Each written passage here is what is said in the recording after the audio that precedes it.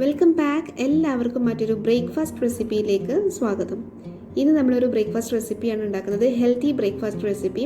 അപ്പോൾ നിങ്ങൾ ഇഡ്ഡലി അല്ലേ ദോശയല്ലേ എന്ന് വിചാരിക്കുന്നുണ്ടാക്കും സ്ക്രീനിൽ കാണുമ്പം ആണ്, പക്ഷേ കുറച്ച് ഡിഫറെൻ്റ് ആയിട്ട് ഹെൽത്തിയർ ആയിട്ടാണ് കേട്ടോ ഉണ്ടാക്കുന്നത്.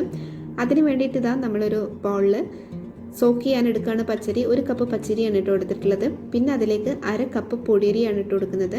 നമ്മൾ കഞ്ഞിയൊക്കെ ഉണ്ടാക്കാൻ എടുക്കുന്നില്ലേ, ആ അരിയാണ്, നെല്ലുത്തരി എന്ന് പറയും, ആ അരി എടുത്തിട്ടുണ്ട്. ഇത് നെല്ല് വാങ്ങിയിട്ട് വീട്ടിൽ പിടിപ്പിച്ചതാണ്. നമുക്കിത് സ്റ്റോറിലൊക്കെ വാങ്ങിക്കാൻ കിട്ടുന്ന സാധനമാണ്, മിക്കവരും വാങ്ങിക്കുന്നതായിരിക്കും. അപ്പം അതും 1/2 കപ്പ് ഇതിലേക്ക് ഇട്ട് കൊടുത്തിട്ടുണ്ട്.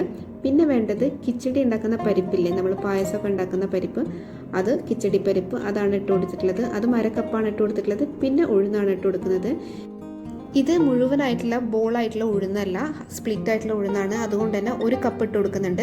ബോളായിട്ടുള്ള ഉഴുന്നാണ് ഇട്ട് കൊടുക്കുന്നതെങ്കിൽ 1/2 to 1/4 കപ്പ് മതിയാകും. പിന്നെ 1 ടീസ്പൂണ് ഉലുവയും ഇട്ട് കൊടുത്തിട്ടുണ്ട്.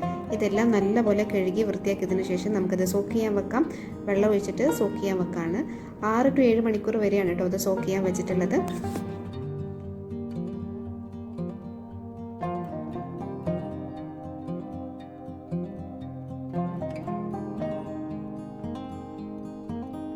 അപ്പോൾ ഇതാ 6 മണിക്കൂർ കഴിഞ്ഞിട്ടുണ്ട്. ഇനി നമുക്കിതൊന്ന് അരച്ചെടുക്കണം. അപ്പോൾ നമ്മൾ സോക്ക് ചെയ്ത് വെച്ചിട്ടുള്ള വെള്ളം നമുക്ക് ആദ്യം ഒന്ന് ഒഴിവാക്കി എടുക്കണം കേട്ടോ. അതിനുശേഷമാണ് നമ്മൾ അരച്ചെടുക്കുന്നത്. ഇതിൽ വെള്ളമെല്ലാം നമ്മൾ മാറ്റിയെടുത്തിട്ടുണ്ട്, ഒഴിവാക്കി എടുത്തിട്ടുണ്ട്. ഇനി നമുക്കിത് അരച്ചെടുക്കാം. ഇത് ഒന്നിച്ചിട്ടാണ് നമ്മൾ അരച്ചെടുക്കുക. നമുക്കിത് ദോശക്ക് യൂസ് ചെയ്യുക, അതേപോലെ ഇഡ്ഡലിക്ക് യൂസ് ചെയ്യുക. അതെങ്ങനെയാണെന്ന് നമ്മൾ വീഡിയോയിൽ കാണിക്കുന്നുണ്ട് കേട്ടോ. അപ്പോൾ നമുക്കിതൊന്ന് അരച്ചെടുക്കണം. കുറച്ച് വെള്ളം മാത്രം ഒഴിച്ചാൽ മതി, ആവശ്യത്തിനുള്ള വെള്ളം മാത്രം, അരയ്ക്കാൻ പാകത്തിനുള്ള വെള്ളം ഒഴിച്ചിട്ട് നമ്മളിതൊന്ന് അരച്ചെടുക്കുകയാണ്. അപ്പോൾ ഇതാ നമ്മളത് അരച്ച് ഒരു പാത്രത്തിലേക്ക് ഒഴിച്ചെടുക്കുന്നുണ്ട്. ഇത് നമ്മൾ ഒട്ടും തരിയില്ലാതെ അങ്ങനെയല്ല കേട്ടോ അരയ്ക്കുന്നത്, ഇത് ചെറിയൊരു തരി ഉണ്ടാകും. അപ്പോൾ നിങ്ങൾക്ക് സ്ക്രീനിൽ കാണുന്നുണ്ടാകും, നമ്മൾ മാവൊന്ന് തൊടുന്ന സമയത്ത് ചെറുതായിട്ടൊരു തരിയായിട്ട് കാണാം. അപ്പം അങ്ങനെയാണ് നമ്മൾ അരച്ചെടുക്കുന്നത്.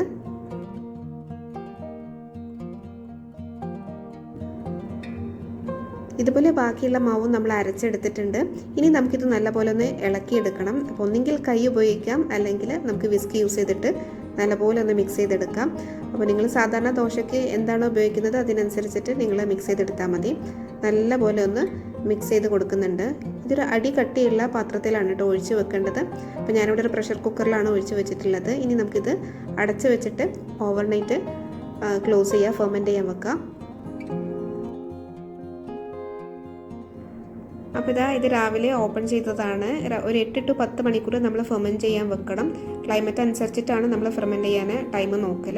ഇത് നല്ലപോലെ ഫെർമെൻറ്റായി വന്നിട്ടുണ്ട്. ഇനി നമുക്ക് ഇത് യൂസ് ചെയ്തിട്ട് ബാക്കിയുള്ള കാര്യങ്ങളൊക്കെ ചെയ്തെടുക്കാം. അപ്പോൾ ഇതിന് ആവശ്യത്തിനുള്ള മാവ് ഞാൻ വേറൊരു ബൗളിലേക്ക് ഒഴിച്ച് അതിലേക്കാണ് കേട്ടോ ഉപ്പിട്ട് മിക്സ് ചെയ്തെടുക്കുന്നത്. അപ്പോൾ ഇത് ഫെർമെൻറ്റ് ആയത് നിങ്ങൾക്ക് കാണാം, നല്ല അടിപൊളിയായിട്ട് റെഡി ആയിട്ടുണ്ട്.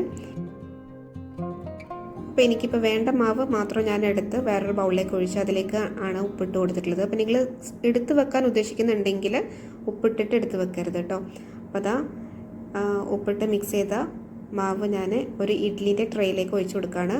ഇത് ഗ്രീസ് ചെയ്ത ട്രേ ആണ് കേട്ടോ, ഓയിൽ യൂസ് ചെയ്ത് ഗ്രീസ് ചെയ്ത ട്രേയിലേക്ക് നമ്മൾ ഒഴിച്ച് കൊടുക്കുകയാണ്. അപ്പോൾ ഈ ഒരു കട്ടി എന്തായാലും വേണം മാവിന്, ഇഡ്ഡലിൻ്റെ മാവിന് വെള്ളം എക്സ്ട്രാ ആഡ് ചെയ്യരുത്. നമ്മൾ ഇഡ്ഡലിൻ്റെ കുക്കറിൽ നമ്മളിത് വെച്ച് നമുക്ക് വേവിച്ചെടുക്കാം.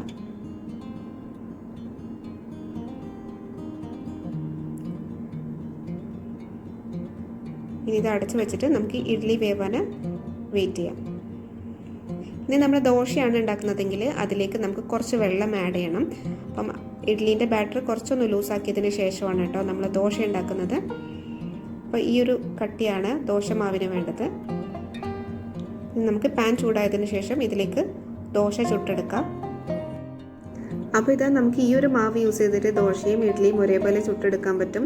അപ്പോൾ ഇഡ്ഡലി ഉണ്ടാക്കാൻ വേണ്ടിയിട്ട് എക്സ്ട്രാ ചോറൊന്നും ഇട്ട് അരയ്ക്കേണ്ട ആവശ്യമില്ല. നമ്മളിതിൽ പൊടിയരി ഇട്ടതുകൊണ്ടാണ് നമ്മൾ എക്സ്ട്രാ ചോറിൻ്റെ അരി ആഡ് ചെയ്യാത്തത്. അപ്പോൾ വളരെ ഹെൽത്തി ആയിട്ടുള്ളൊരു കാര്യമാണ്. അപ്പോൾ പൊടിയരിയും കഞ്ഞി വെക്കുന്ന നെല്ലുത്തരി ആഡ് ചെയ്യുന്ന കാണുമ്പോൾ തന്നെ നിങ്ങൾക്കറിയാം എത്ര ഹെൽത്തിയർ ആയിട്ടുള്ള ഒരു ബ്രേക്ക്ഫാസ്റ്റ് ആണിതെന്ന്. അപ്പോൾ കുട്ടികൾ കഞ്ഞി ഒന്നും കഴിക്കാത്ത കുട്ടികൾ ഉണ്ടാകും. അങ്ങനത്തെ കുട്ടികൾക്കൊക്കെ വേണമെങ്കിൽ ഇങ്ങനെ ട്രൈ ചെയ്ത് നോക്കാം. പിന്നെ ടേസ്റ്റിൻ്റെ കാര്യത്തിൽ നിങ്ങൾക്കൊരു എക്സ്ട്രാ വേറെ ടേസ്റ്റ് ഒന്നും ഫീൽ ചെയ്യില്ല. നമ്മൾ സാധാരണ ഇഡ്ഡലിൻ്റെയും ദോശയുടെയൊക്കെ ടേസ്റ്റ് തന്നെയാണ്. അപ്പോൾ ട്രൈ ചെയ്ത് നോക്കിയിട്ട് നിങ്ങളുടെ ഫീഡ്ബാക്ക് അറിയിക്കുക. കുട്ടികൾക്കൊക്കെ ടിഫിനായിട്ടും കൊടുത്തു വിടാൻ പറ്റുന്ന ഒരു ബെസ്റ്റ് ബ്രേക്ക്ഫാസ്റ്റ് റെസിപ്പിയാണിത്, ഒരു ടിഫിൻ റെസിപ്പി കൂടിയാണിത്. അപ്പം എല്ലാവരും ട്രൈ ചെയ്തിട്ട് നിങ്ങളുടെ ഫീഡ്ബാക്ക് അറിയിക്കാൻ മറക്കരുത്. അതുപോലെ നിങ്ങൾക്ക് ഇഷ്ടമായിട്ടുണ്ടെങ്കിൽ തീർച്ചയായിട്ടും ലൈക്ക് ചെയ്യാനും ഷെയർ ചെയ്യാനൊന്നും മറക്കരുത്. സബ്സ്ക്രൈബ് ചെയ്യാതെ വീഡിയോ കാണുന്നുണ്ടെങ്കിൽ ദയവായി സബ്സ്ക്രൈബ് ചെയ്യാം കേട്ടോ.